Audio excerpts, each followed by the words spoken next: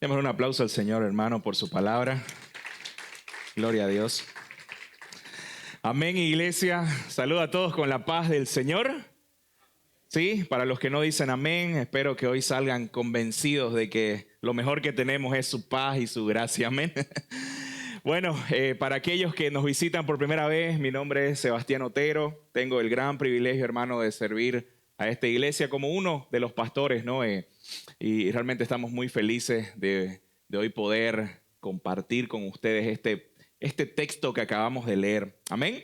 Entonces, antes de comenzar, yo quiero invitar, si todavía hay niños acá, nosotros tenemos unas clasecitas para los niños, no, hasta más o menos son los 12 años, 13 años, si no me equivoco, sí, 13 años. Así que si hay niños todavía pueden pasar ahorita a su clase y me gustaría que ahí donde estés podamos orar por ellos, ¿les parece? Porque no solamente los grandes venimos a escuchar el Evangelio, los niños también vienen a escuchar el Evangelio, amén. Así que vamos a orar por ellos y los profesores. Señor, Padre, vamos delante de ti para pedirte por nuestros niños, Señor, para pedirte por sus corazones, que tu Evangelio pueda ser sembrado en ellos el día de hoy. Oramos por los profesores, oramos por cada tío, tía que se ha preparado en la semana, Señor, y con tanto amor está cuidando a nuestros hijos, Señor, para que nosotros podamos también estar con tu palabra acá. Señor, úsalos y glorifícate en todo lo que van a hacer. Gracias te doy en el nombre de Jesús. Amén. Amén, iglesia. Bueno,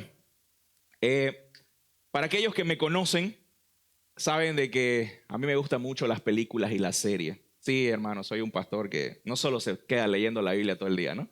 Me gustan las series. Y esta semana yo empecé a ver una serie, no la he terminado todavía, pero está muy interesante, que se llama El Eternauta. No sé si alguien la vio en el Netflix por ahí. O nadie mira series, ¿no? Todos son santos aquí, ¿no? Todos son santos, ¿no? Está bien. No, aquí nadie mira series. Dice, no, está bien, yo sé que sí. Entonces, la verdad que me llamó muchísimo la atención. No sé si podemos seguir, hermano, con la presentación.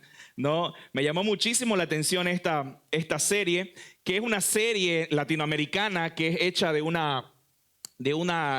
cómic que escribió un argentino, más o menos en los años 70, por ahí 70, 80, y Netflix la hizo como una película y el protagonista es Ricardo Darín, quien lo conoce, un actorazo argentino. Y la verdad, esta serie está súper buena. Nada que envidiar a ninguna otra serie, hermano.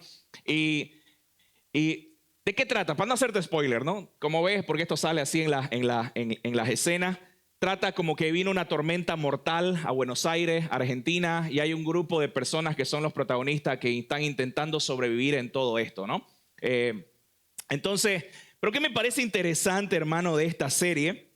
Me parece muy interesante de cómo cuando hay dificultades, cuando hay presiones, cuando hay situaciones extremas, cosas que salen de nuestro control, la gente empieza a verse lo que hay adentro de las personas. Como que en esta serie es muy, en el primer capítulo ya empezás a ver cómo ciertos personajes actúan de una manera a través del miedo, del egoísmo, empiezan a ver todas las cosas para ellos, cómo intentar sobrevivir y cómo otros se unen, empiezan a compartir sus cosas, digamos, ¿no? Y es bien interesante porque la crisis, hermano querido, puede sacar lo mejor o lo peor de nosotros. ¿Usted está de acuerdo con eso? La crisis tiene la capacidad de poder sacar lo mejor o lo peor de nosotros.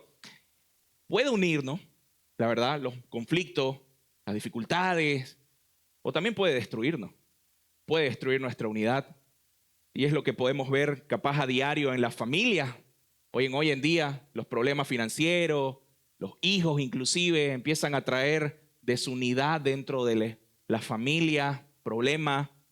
Pero ¿sabe qué? La iglesia es muy parecida también a eso. Porque los conflictos que nosotros podemos tener, hermano, pueden ser una oportunidad para que nosotros estemos unidos. O puede ser una oportunidad también para que esto nos destruya como iglesia. Y la historia que nuestro querido hermano Robbie acaba de leernos es parte de esta serie que comenzamos ya hace un tiempito atrás, que venimos estudiando el libro de los Hechos, sección por sección. Y bueno, hoy me tocó a mí esta sección muy impactante. No sé, ¿alguien fue impactado con esta historia? No es como que vos la lees, si la lees por primera vez, como que te choca, ¿no? Y bueno, me tocó esta parte, hermano, y yo espero poder ser fiel a todo lo que el Señor quiere comunicarnos con esto. Pero en esta parte de Hechos, del 4:32 al 5:11, en toda esta historia, podemos ver de alguna manera una iglesia que está bajo presión. Porque si estuviste el anterior domingo, vos te acordás que el pastor Mauro estuvo hablando como que de alguna manera la primera persecución que tuvo esta iglesia que recién está naciendo. En Hechos estamos viendo el inicio de la iglesia, de lo que somos nosotros. Así comenzó luego de que nuestro Señor Jesús ascendió. Entonces vemos cómo esta iglesia empieza a sufrir desafíos. La comunidad ha crecido muchísimo, sí, muchísimo. Y ahorita están en un tiempo en que ellos tienen que decidir, ok, ¿cómo vamos a vivir como un pueblo que ama al Señor, que muestra al Señor? Y eso es lo que nos muestra de alguna manera Lucas. Lo que yo quiero transmitirte hoy en esta mañana, hermano, y espero que se quede en tu corazón, se quede en tu mente, es de que solamente el Evangelio, hermano, nos puede transformar, nos transforma para poder vivir en unidad, en generosidad y en temor de Dios. Amén. Yo quiero que vos salgas con esta idea que nos enseña esta parte de las Escrituras. Solo el Evangelio nos transforma para poder vivir en unidad, para poder vivir en generosidad y para poder vivir en temor de Dios. Amén. Y de alguna manera voy a intentar mostrarte esta idea a través de dos encabezados, que es nuestro mapa. A mí me gusta llamarlo el mapa porque aprendí de una gran maestra, Dora la Exploradora, que cuando no sabe dónde va, invoca el mapa, ¿no? Entonces el mapa te ayuda a saber dónde vas, digamos, ¿no? Entonces, de alguna manera vamos a distribuir esta historia en dos secciones grandes. Una nos va a hablar sobre cómo el Evangelio nos une en amor y nos impulsa a vivir hacia la generosidad. Y la otra parte vamos a ver cómo el Evangelio nos llama a vivir con temor de Dios y vamos a aprender qué significa eso.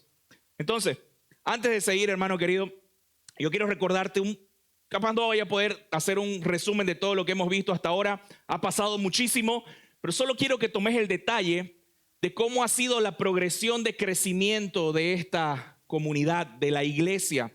Comenzó con 12 discípulos, con Jesús estando acá. Él asciende y cuando está ascendiendo habían como 120 personas ya reunidas.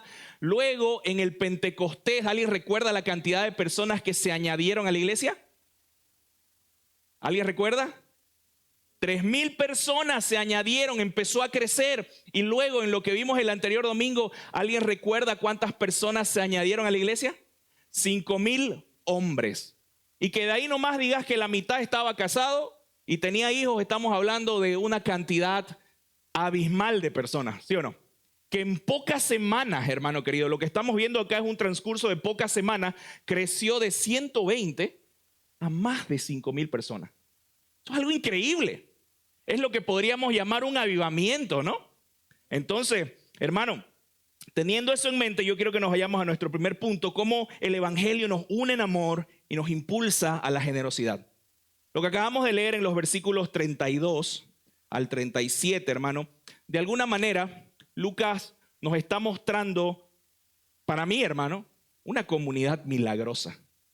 O sea, lo que acabamos de leer, y si vos ves en tu Biblia, una comunidad, sí, con tanta gente, y que pase todo esto, que todos compartan lo suyo, que no haya necesitados entre ellos, como el versículo 32 dice, ¿no? Tenela ahí en tu Biblia. La multitud de los que habían creído, dice, ¿eran de qué?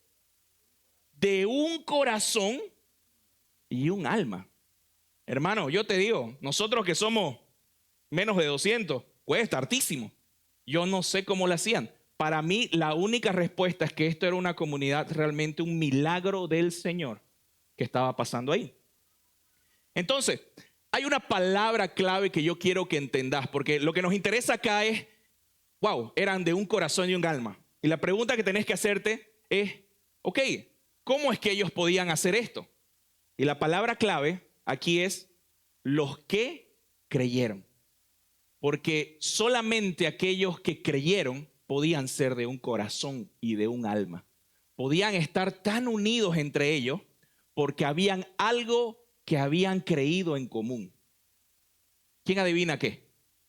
No lo dice el texto, pero el contexto nos ayuda a poder saber qué es lo que ellos habían creído.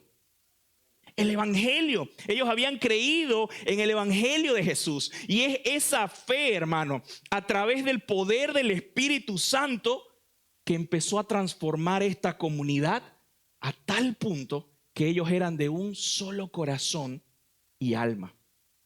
Hermano, y esta frase, un solo corazón y alma, nos muestra cómo ellos estaban unidos, cómo ellos se amaban. Y saben, lo primero que yo miro es de que cuando yo miro cómo son vamos a decir, los grupos, las comunidades, en nuestro día a día podemos tener, por ejemplo, afiliaciones políticas que de alguna manera en común nos hace como que un grupo, ¿no? Y podemos ahí estar bien. Inclusive el tener un equipo de fútbol, por ejemplo, te puede hacer tener como que un grupo, ¿no? Y somos, ¿no? Vas al estadio y estás con todo el mundo ahí. No, algunos son de Blooming, otros son de Oriente, que no sé cómo pueden ser de Oriente y ser creyentes, pero no. Pero el punto, hermano, es de que todas estas uniones son superficiales, hermano. No son internas. Lo que estamos viendo que está pasando aquí en la iglesia primitiva, en la iglesia en sus inicios, es una unión sobrenatural que solamente puede venir por la fe en el evangelio. Solo podemos estar unidos por eso. Porque, hermano, la unidad que nosotros podemos tener no es algo que nosotros nos esforzamos porque se produzca. Es un fruto del evangelio. Cuando usted está viviendo el evangelio, cuando usted está viviendo en la gracia del Señor, cuando usted entiende y se esfuerza por vivir el evangelio, ¿sabe cuál va a ser el resultado? Usted va a estar más unido con sus hermanos en la fe. Porque es un fruto del evangelio. En esta comunidad el evangelio provocó, por ejemplo, que nadie tenga una doble agenda. No, como que mis cosas, ¿no? Que nadie diga, no, esto es mío, yo no se lo voy a dar a nadie. Todos compartían lo que tenían. Porque ¿sabes qué, hermano? Lo que los unía era más fuerte que cualquier diferencia. Su fe. Y estoy seguro que diferencias habían muchísimas en esa iglesia. Es más, cuando sigamos viendo Hechos te vas a dar cuenta cómo los problemas empiezan a aparecer por las diferentes opiniones, formas. Pero el punto, hermano querido, es que la fe en Jesús liberó del poder de las posesiones a estas personas. El poder de decir, no, que yo tengo que cuidar mis cosas para que no se acaben. Porque ellos dependían de Dios y no de las cosas. Y por eso podían compartir con otros. Es algo increíble. Yo la verdad me cuesta mucho en mi pensamiento humano pensar una comunidad así hoy en día. La verdad. Mira el versículo 33 que dice: con gran poder los apóstoles daban testimonio de la resurrección del Señor Jesús. Y había, ¿qué cosa? Abundante gracia sobre ellos, hermano. Y esto te da a entender un poquito cómo es que esta comunidad pudo crecer a tal punto de ser de un solo corazón y alma. Porque, hermano, algo que hacía esta iglesia, ahí que estamos viendo en Hechos, era constantemente predicar el testimonio del evangelio. Predicar lo que Jesús hizo por nosotros. Predicar quiénes somos nosotros en Jesús. Por eso, hermano querido, es que el resultado de eso, de la predicación del evangelio, ¿sabe qué es? Hay abundante gracia. Porque la gracia siempre va acompañada de la proclamación del evangelio. Te digo algo, hermano. ¿Vos querés ver una comunidad sana? Ser parte de una iglesia sana. Está en una iglesia que constantemente se predica el evangelio de Jesucristo. Porque eso te va a asegurar de que vos vas a poder recibir esa gracia abundante. Porque la única forma, hermano, de que alguien pueda entender, experimentar la gracia del Señor, ¿sabe cuándo es? Cuando ha entendido, ha creído y está experimentando el evangelio. No es suficiente para experimentar la gracia de Dios simplemente venir a una congregación, a una reunión, a una iglesia. Necesitas estar predicando y escuchando el evangelio constantemente. ¿Está conmigo, iglesia, hasta acá? Perfecto, sigamos, versículo 34. ¿Cuál es el resultado de todo esto? Dice: no había pues ningún necesitado entre ellos, porque todos los que poseían tierras o las casas las vendían y traían el precio vendido y lo depositaban a los pies de los apóstoles y se distribuía según su necesidad. Este es el resultado de la gracia abundante que ellos recibieron. Hermano, y volví a recordar, eran miles de personas. Y la Biblia nos dice, no había ni un solo necesitado. Seguro que había mucha gente pobre y necesitada, porque quiero que recordés un poco el contexto histórico, ¿dónde estamos? Mucha gente se estaba convirtiendo al evangelio y esto era muy contrario a ser parte del imperio romano, a todas las creencias que tenía. Entonces había mucha gente que era rechazada por su familia por causa del evangelio y ellos quedaban sin nada. Pero llegaban a esta comunidad y la comunidad veía las necesidades y repartía sus bienes entre ellos para que nadie tenga necesidad. Díganme si eso no es asombroso. A mí me vuela la cabeza, hermano. ¿Se pueden imaginar eso? ¿Usted se puede imaginar? Quiero que note algo, porque yo conozco a mi raza acá, ¿no? Yo sé que usted está pensando, algunos capaz, no todos, pero hermano, en ninguna parte en este texto indica de que la comunidad estaba obligada a vender sus bienes. Usted no ve eso en el texto. Ninguno estaba presionado por los apóstoles. No, usted es parte de la iglesia, tiene que vender todo y repartirlo, traerlo a nuestros pies para que lo repartamos. ¿Usted ve eso en el texto? Yo no lo veo. Esto no era una obligación. Esto no era como que una condicionante para que ellos sean parte de la iglesia. Hermano, no era obligatorio. Lo que está pasando acá nació de su corazón que había sido transformado por la gracia de Dios. Hermano, ellos entendieron, ¿sabes qué cosa? Que ellos eran administradores de todo lo que Dios le había dado. Ellos eran simples administradores y hermano, esto los llevó a estar dispuestos a sacrificar sus propias cosas cuando había necesidades por otro. Porque ellos eran administradores fieles de lo que tenían. Hermano, su identidad ya no estaba definida por lo que tenían o por lo que podían acumular, sino su identidad estaba fijada y definida por la fe que tenían en Jesús. Es decir, ellos eran primero creyentes antes que cualquier otra cosa. Ellos eran hermanos en la fe, unidos por la sangre de Jesús antes que cualquier otra cosa. Esta era su identidad. Entonces, si veían a alguien en necesidad, no era, hoy si vendo esto voy a quedar como pobre. No, no. A ellos no les importaba, porque entendían que su identidad era ser cristianos antes que cualquier otra cosa. ¿Está conmigo? Hermano, la gracia que ellos recibieron cambió todo en su vida. El regalo inmerecido de todo lo que han recibido de parte de Dios, hermano, hizo un cambio monumental en estas vidas. Ahora, un entre paréntesis grande, porque esto lo estuvimos hablando entre la semana con los pastores. Algunos podrían decir, wow, aquí vemos la primer comunidad comunista y socialista de la historia, ¿no? Capaz vos podés leer esto y decir, socialismo puro, ¿es bíblico, hermano? Hay que ser socialista. Pero ¿sabe qué, hermano? Lo que estamos viendo acá es lo más alejado de lo que el comunismo o el socialismo puede ser. Porque por un lado el comunismo o el socialismo te dice que lo que vos tenés es de todo. Por tanto, y quien te lo dice es el Estado. Por tanto, dáselo al Estado para que el Estado lo reparta. Pero aquí lo que estamos viendo es comunidad cristiana. ¿Qué es lo que dice? Que el creyente dice, lo que es mío es de Dios y por tanto yo no tengo problema de compartirlo con quien lo necesita. ¿Vos entendés la diferencia? ¿Me entendés? Lo mío, la verdad que es de Dios. Y Dios me ha dado la oportunidad de tenerlo. Y Él me ha dado la oportunidad de ser parte de una comunidad. Y cuando yo veo necesidad, yo no estoy obligado a hacerlo. Pero lo hago porque Dios me ha dado tanto. Y yo comparto. ¿Entienden? Totalmente alejado. Porque ellos están viviendo conforme a la abundante gracia que habían recibido, hermano. Y ¿sabes qué? Esto nos enseña de que nosotros no podemos separar la generosidad. Porque esto es lo que estamos viendo acá. Una iglesia muy generosa unos con otros. Una iglesia que ve necesidad y comparte de lo suyo.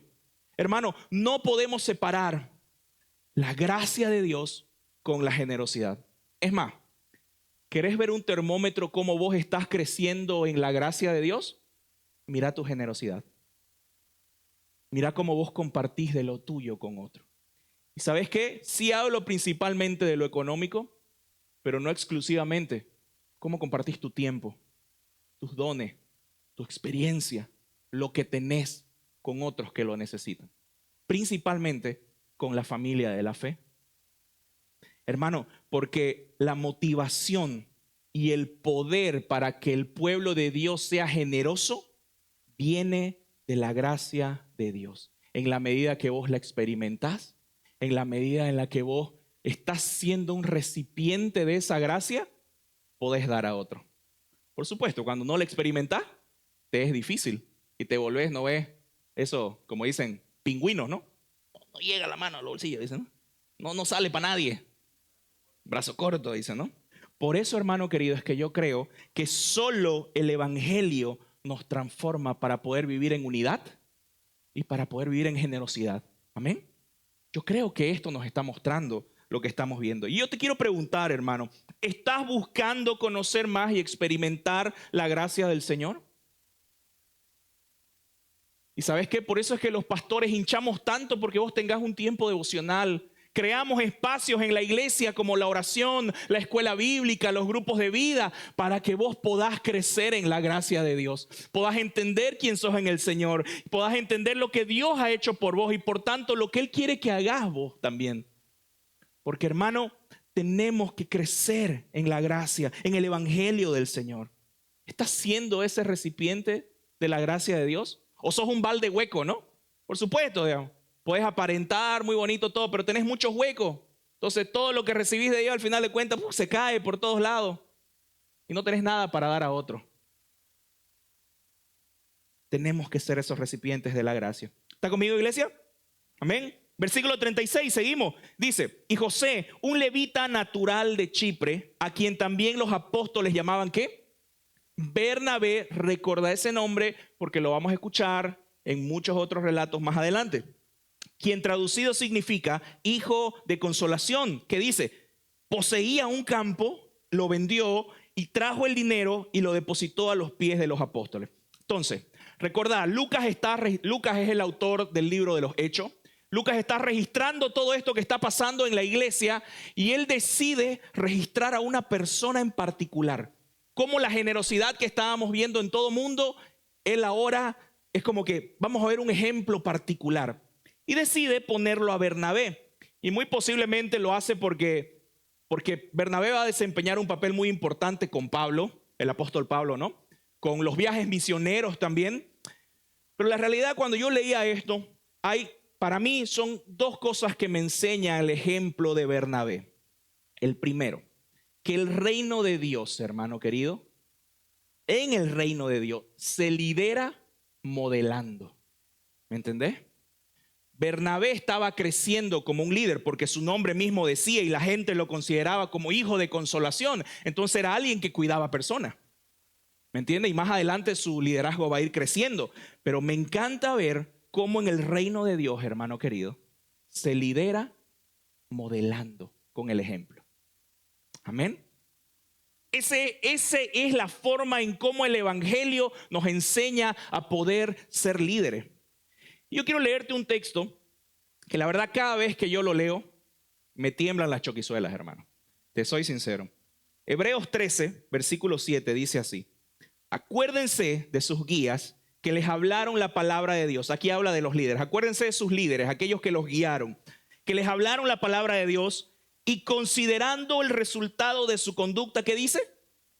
Imiten la fe de sus líderes. Hermano, este pasaje es para todo pastor, todo anciano, todo líder acá en la iglesia, directores de ministerio. Hermano, este pasaje es para nosotros que estamos guiando a personas. Porque la Biblia llama a que la congregación mire a sus líderes y puedan imitar su fe. Y esto más que todo es un desafío para los que estamos en liderazgo. Hermano, las personas pueden mirar tu vida e imitar tu fe. Y no hablo de ser perfecto, porque créanme, el que está parado acá es más imperfecto que muchos aquí. pero pueden imitar cómo inclusive en medio de tus errores vos vas al Señor, cómo inclusive en medio de tu pecado tenés un camino hacia Dios, cómo resolvés tus conflictos. Puede imitar las personas, en este caso, tu generosidad. ¿Saben? Algo que personalmente hago cuando estoy visualizando posibles líderes, yo miro la generosidad de esas personas. Cuando, por ejemplo, dejan propina a los mozos o dejan su quintito a aquellos que cuidan auto, son cosas que hablan del corazón, hermano. Y con esto no estoy diciendo, no, toma mi billetera, le decís, ¿no? No, pero si sos alguien tacaño, hermano, eso habla mucho de cómo vos conocés y experimentás la gracia de Dios. Habla muchísimo, hermano. Si sos alguien que es avaro, que no puede dar de lo suyo a otros, hermano, eso habla mucho de tu visión de las posesiones en esta tierra. Entonces, hermano querido, hermano, pastor, anciano, líder, esto es para nosotros. El liderazgo se modela con el ejemplo. Yo hablo algo, yo soy el primero en esforzarme en hacerlo. Y vuelvo a decir, puede ser muy imperfecto, pero yo soy el primero en poder modelar con el ejemplo. Amén. Por eso es que la palabra dice, cuidados de aquellos que sean maestros entre ustedes, porque tendrán doble condenación. Dice, ¿en el sentido de qué? De que querés ser líder, ok.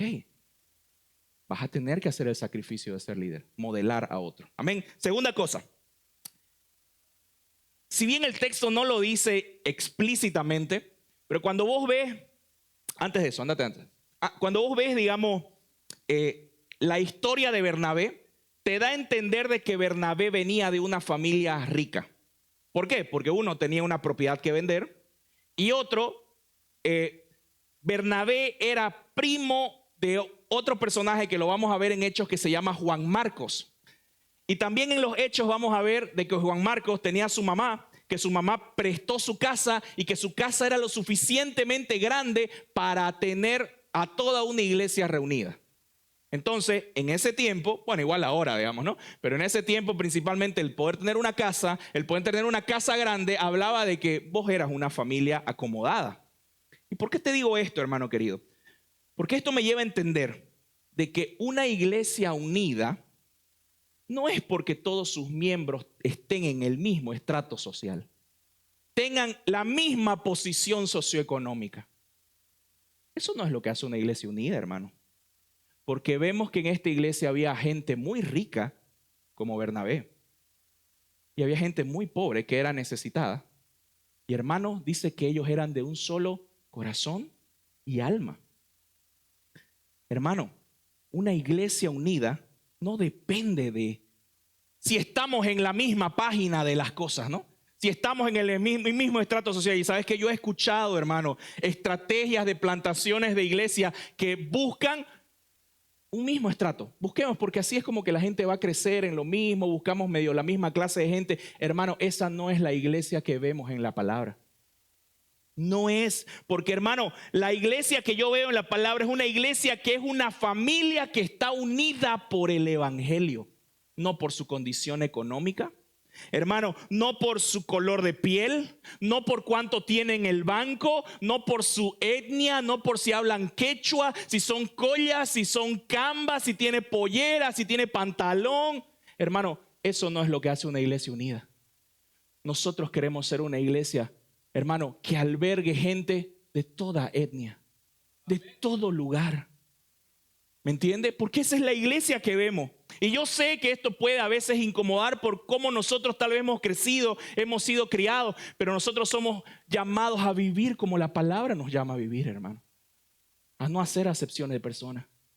Que aquí pueda llegar gente de cualquier lugar, hermano, y pueda sentirse bienvenida por nosotros. Hermano, ahora, esto no elimina las diferencias, quiero decirte. Es más, las diferencias hacen brillar más el evangelio. ¿Sabes por qué? Porque, ojo, esta comunidad no es perfecta, no es que no tienen diferencias, pero las diferencias hacen brillar más el evangelio porque en medio de esas diferencias nosotros tenemos oportunidades de poder mostrar cómo creemos en el evangelio, de poder servir a otros, de poder ayudar a otros, hermano, y eso hace que Dios sea glorificado. Por eso te digo, hermano, somos llamados a ser parte de una iglesia, no de un club social, hermano. Vos podéis ir a tu club social, que tengas tu fraternidad de amigos, tu junta de expromociones, todas esas cosas. Vas a tener gente como que de tu mismo nivel, perfecto. Pero la iglesia del Señor no es así. No es un club social. No es un lugar en el cual yo vengo a decir, a ver, ¿qué tiene la iglesia para ofrecerme? Como si fuese un súper, ¿no? Un supermercado. A ver, ¿qué novedoso tiene esta iglesia? Ah, me gusta la alabanza, voy a ir ahí. Me gusta cómo reciben afuera, yo voy a ir ahí. A eso no somos llamados, hermano. Hermano, es más, la palabra una y otra vez nos desafía a ser miembros de una iglesia y no solo asistentes. Si vos sos creyente de Jesucristo, no sos llamado para que andes solo. Dios no salvó individuos, Dios salvó un pueblo, hermano. Y somos llamados a ser un pueblo, ¿no? A poder comprometernos con una iglesia local. ¿Y qué significa eso? Una iglesia local es un conjunto de creyentes en un lugar específico que viven una situación en una ciudad específica. Somos llamados a comprometernos de esa manera con estas personas. A poder decir, yo le pertenezco a Jesús, ¿no? A poder decir, estoy comprometido en las buenas, en las malas, con esta familia, en la fe. ¿Para qué? Para crecer juntos a la imagen de Jesús. O sea, ¿qué te estoy diciendo esto? Si vos sos parte de una comunidad, si vos sos miembro de una comunidad, de una iglesia, hermano, cuando hay problema, la cosa es, no, me voy a ir de iglesia, porque el pastor ya no me saluda. Me voy a ir de esta iglesia porque aquí no hacen esto. Me voy de esta iglesia porque antes cantaban esto y ahora ya no cantan esto. Eso no es ser parte de una iglesia. Eso es ser parte de un club social.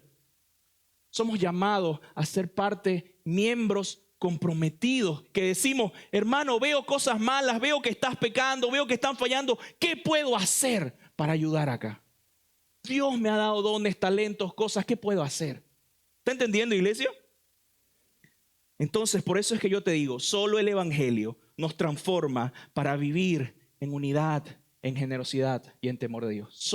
Esto que te estoy hablando, hermano, no puede venir por fuerza humana, por una estrategia de crecimiento y de plantación, que no estoy en contra de ella, pero si va en contra de lo que estamos hablando, hermano, sí voy en contra de ella. Pero, hermano, es solo el poder del evangelio y en la medida que sus miembros viven el evangelio que podemos crecer en unidad, en generosidad y en temor de Dios. Amén. ¿Están conmigo hasta ahí? Perfecto. Hermosa esta primera parte. Perfecta esta primera parte. Y algo que me encanta de la Biblia, ¿sabe qué? De que la Biblia no esconde las partes feas de la comunidad. Si yo haya escrito hechos, puedo estar muy seguro que haya estado tentado de no registrar esto que vamos a leer, lo que pasó con Ananías y Zafira. Yo haya estado muy tentado, no, miramos cómo la iglesia se ama, solo eso mostremos. No veamos esta otra parte, no, por favor.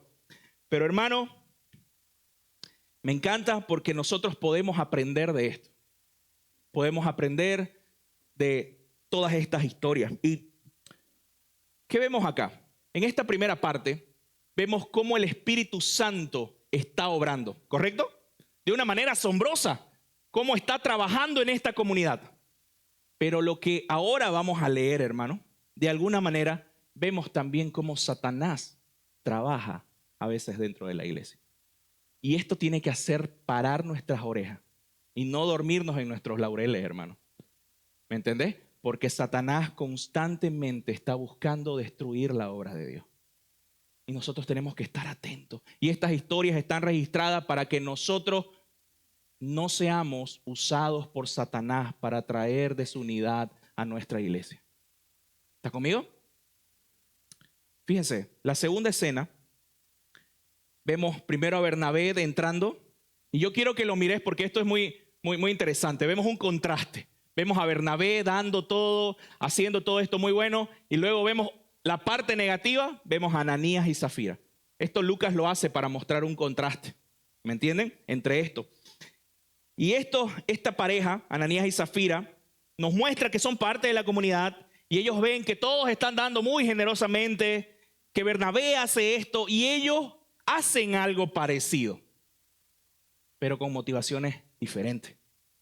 ¿Sabes qué me gusta? Por lo menos porque al que hay que darle crédito, hay que darle crédito. Este era un buen matrimonio porque se comunicaban, ¿no? Se pusieron de acuerdo para hacer sus macanas. Pero se pusieron de acuerdo, ¿no? Había comunicación entre ellos. Y el versículo 1 y el versículo 2, en resumen, nos dice de que ellos ven todo esto y ellos tienen un terreno y ellos venden el terreno y ellos dicen, vamos a dar todo de la venta de este terreno.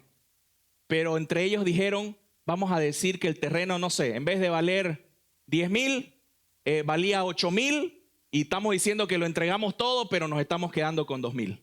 ¿Entiende? ¿Cómo es la figura? Entonces,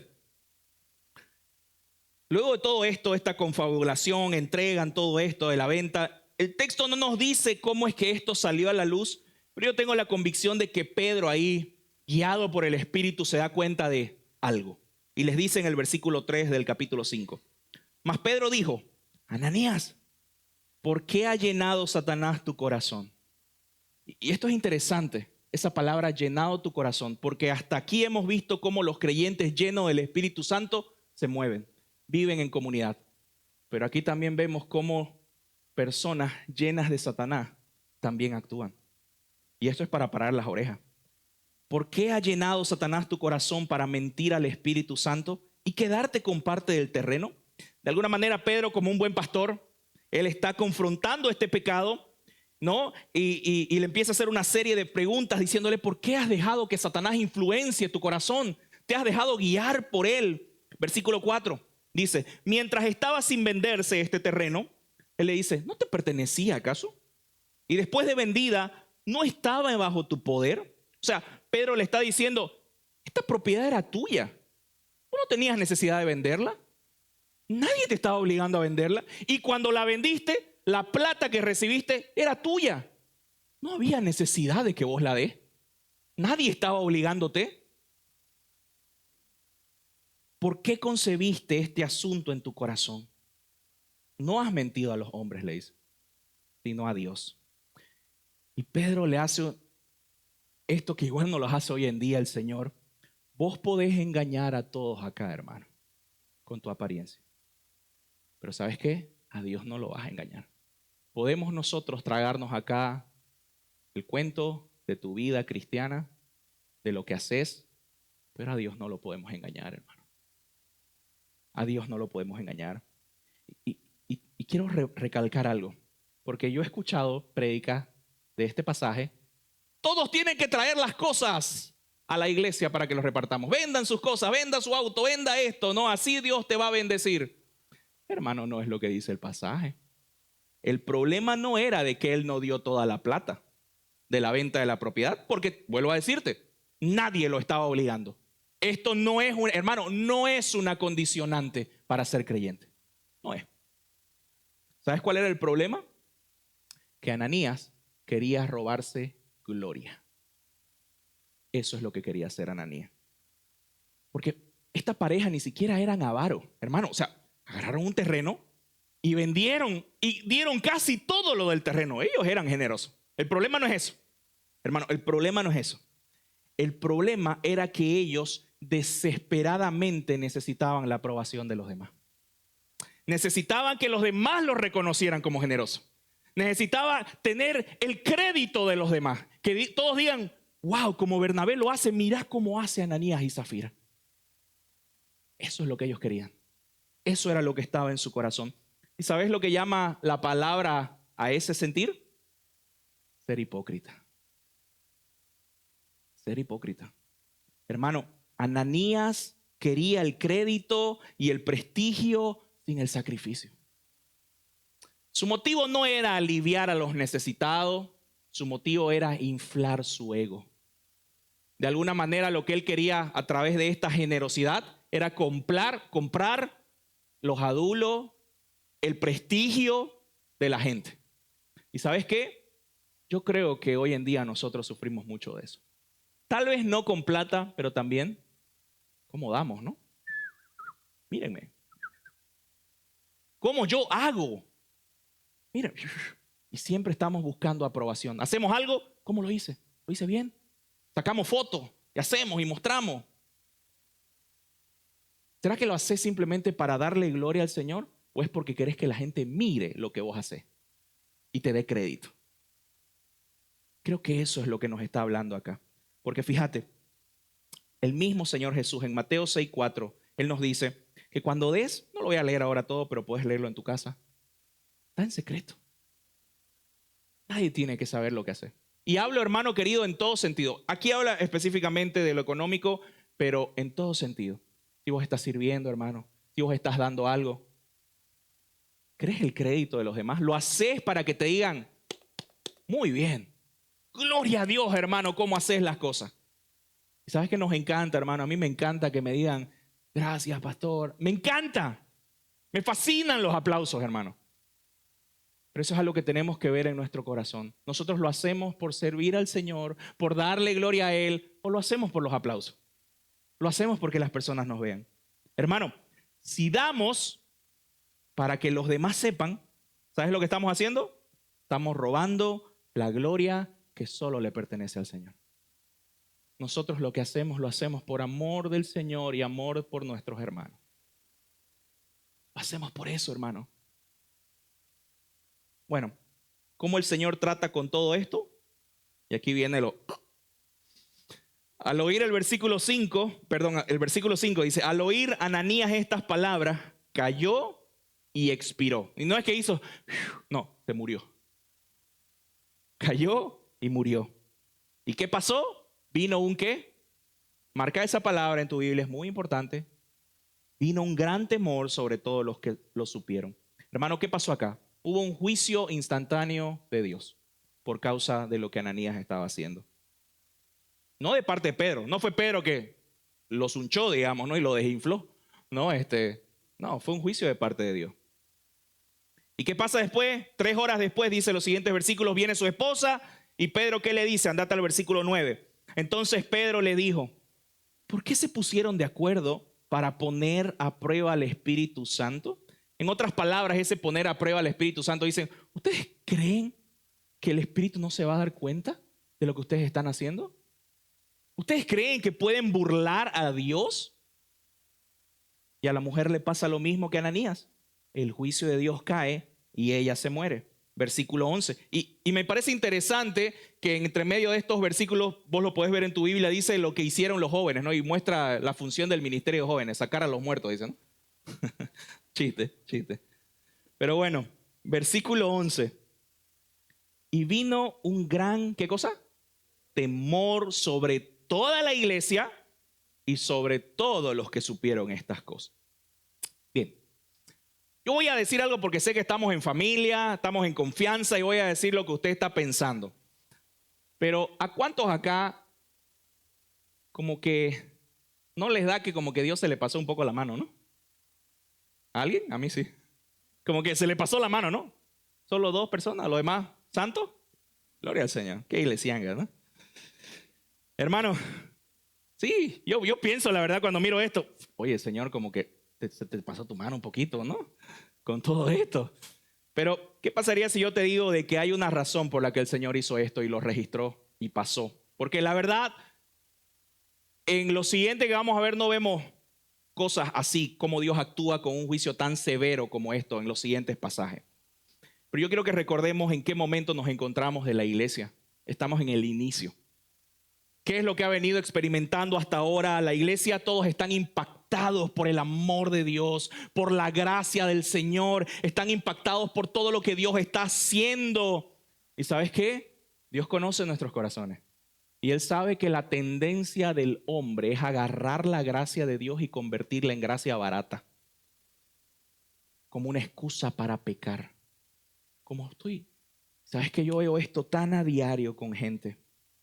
Que Dios las bendice, Dios hace y de repente desaparecen, hacen su vida un chaleco y ellos creen que están siendo bendecidos por Dios porque le está yendo bien en sus cosas y ellos dicen, ¿para qué? Si me está yendo bien, digamos como que estamos bien con Dios, digamos, yo tengo mi relación con Él.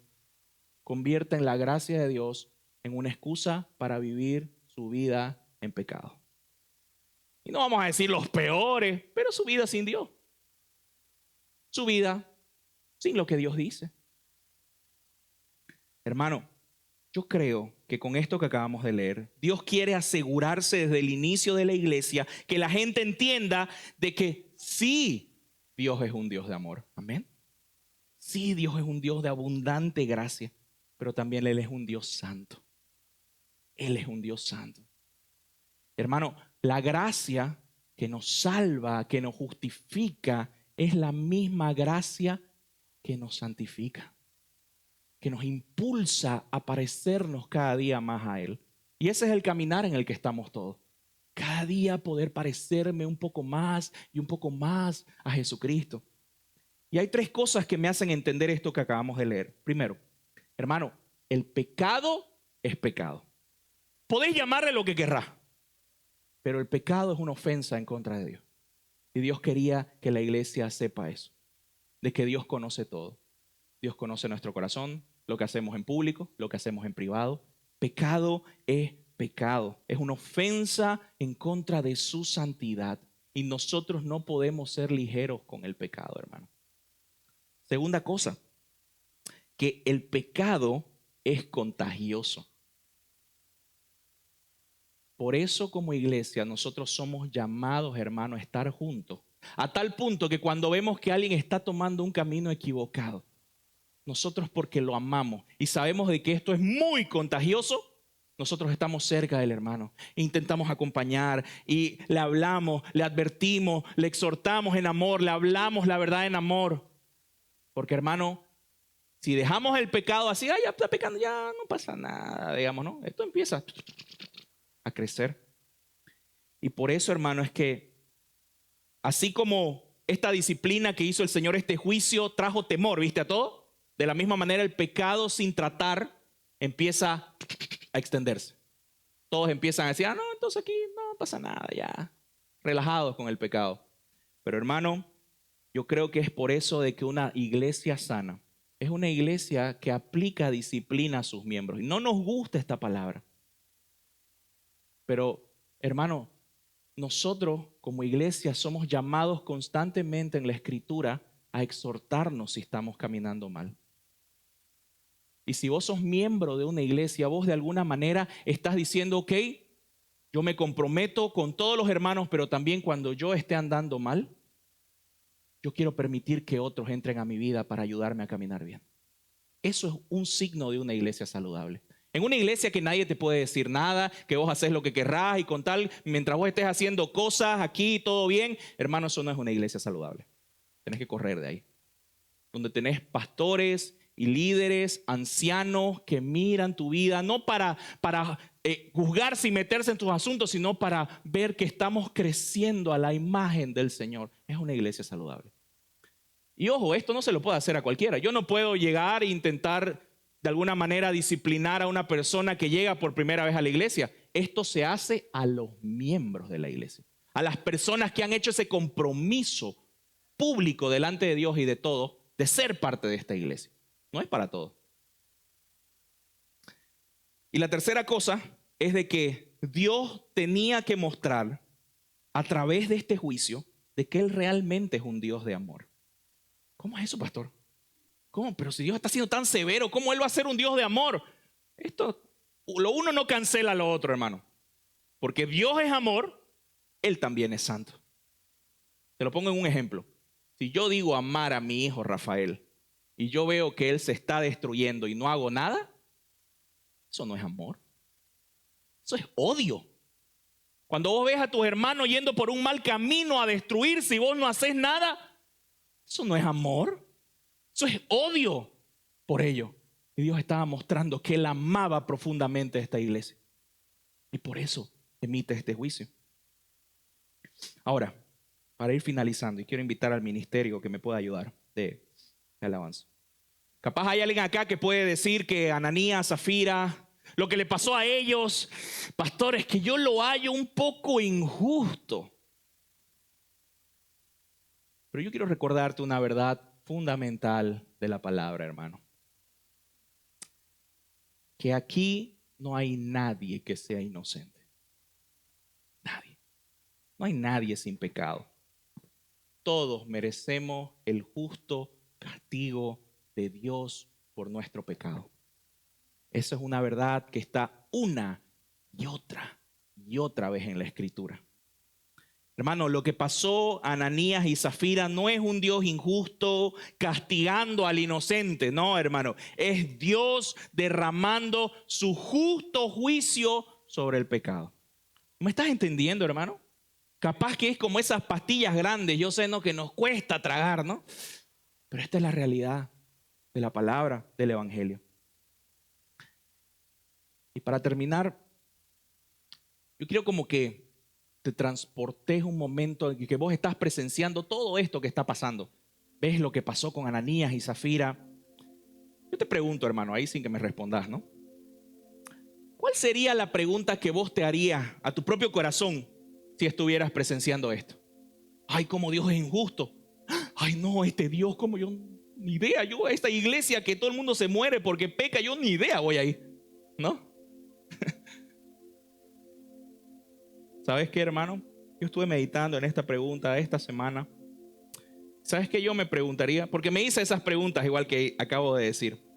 Pero creo yo, hermano, que yo me preguntaría, ¿por qué yo todavía estoy vivo? ¿Por qué el resto de miles de personas todavía están vivos? Porque, hermano, yo conozco lo que pienso. Yo conozco mi pecado. Yo conozco lo que mi corazón quiere, que muchas veces no es lo que Dios quiere. Yo conozco lo que digo. Yo conozco lo que permito. Por eso, hermano, es que yo me preguntaría, ¿yo no soy mejor que Ananías y Zafira? ¿Por qué yo estoy vivo todavía?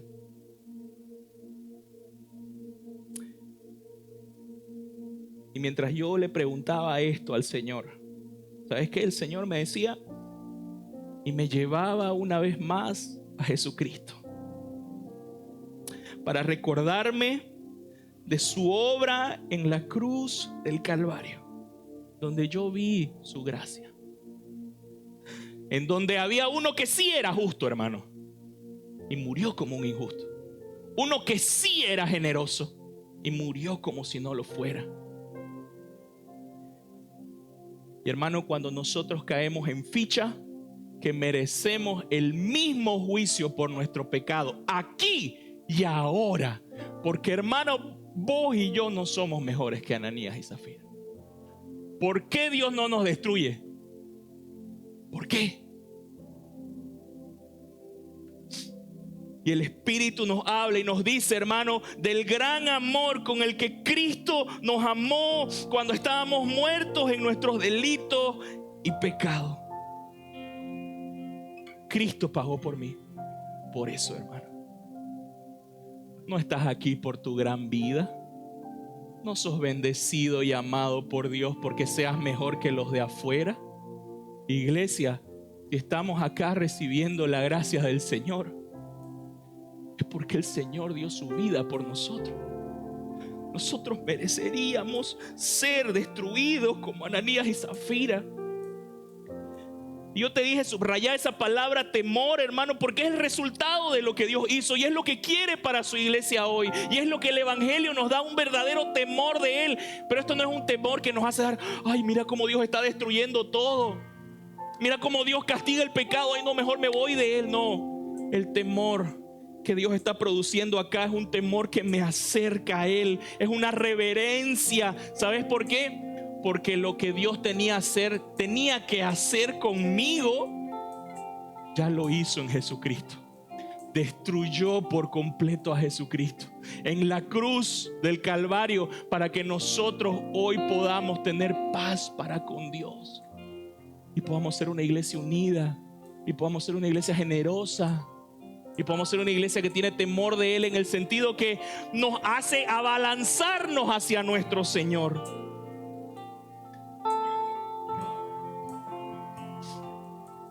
Porque sé lo que Dios tenía que hacer conmigo, con mi pecado.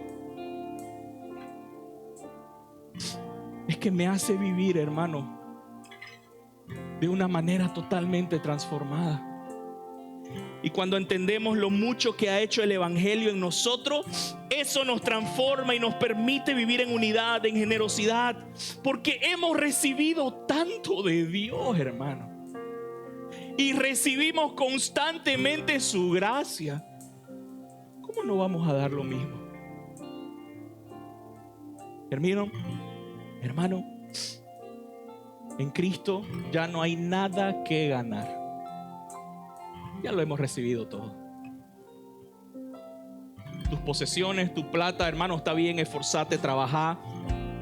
Eso no va a ser ni mello en que seas más amado por Dios o favorecido por Dios.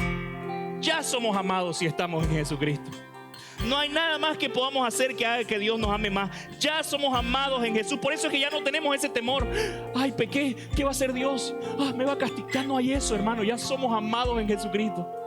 Inclusive cuando fallamos, seguimos siendo amados en Jesucristo.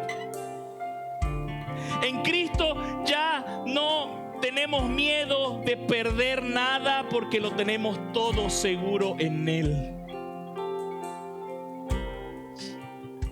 Ponete en pie, familia, y vamos a orar.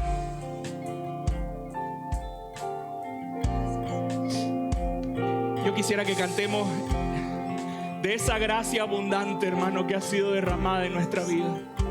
Y le digamos gracias, Señor. Y decirle sublime gracia. Sublime gracia del Señor, que a un pecador salvó. Esperemos nosotros. Fui ciego, mas hoy veo yo, perdido y Él me halló. Sublime gracia. Sublime gracia del Señor, que a un pecador salvó.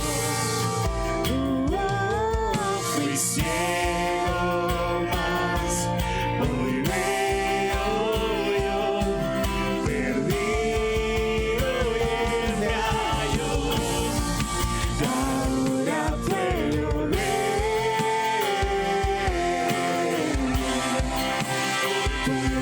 ver sus ojos de amor, quebrantado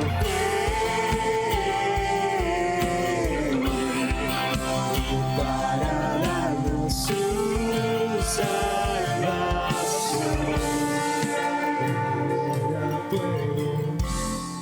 Gracias, Señor, te doy. Padre, hoy te pedimos perdón, porque hemos entendido de que cuando nos apartamos de tu gracia, de tu evangelio, y permitimos que entren divisiones en nuestros corazones, permitimos que haya resentimientos y amarguras en contra de nuestros hermanos. Perdónanos por eso, Señor, y danos un corazón como el de Jesús, para perdonar, para amar, para mirar a los demás y lo que necesitan, Señor, y que mi vida no se trate de mi reino, sino se trate del tuyo. Y esto solo viene por el poder de tu evangelio a través de tu Espíritu Santo, Señor. Transforma esta iglesia de tal manera, Señor, que los de afuera puedan ver, Señor, y puedan ver cómo nos tratamos, cómo nos amamos, Señor, cómo nos perdonamos, inclusive cuando hay discusiones, peleas y conflictos, cómo nuestro corazón está dispuesto a perdonar, nuestro corazón está dispuesto a poder cruzar, Señor, al otro lado y ir por aquel que está mal, aquel que inclusive ha pecado en contra nuestra. Te pido, ayúdanos, Señor, ayúdanos a hacer una iglesia, Señor, como la que vemos en tu palabra. Necesitamos de ti, necesitamos de tu ayuda. Gracias te doy, Señor, en el nombre de Jesús. Amén. Amén. Dale un aplauso al Señor, hermano querido.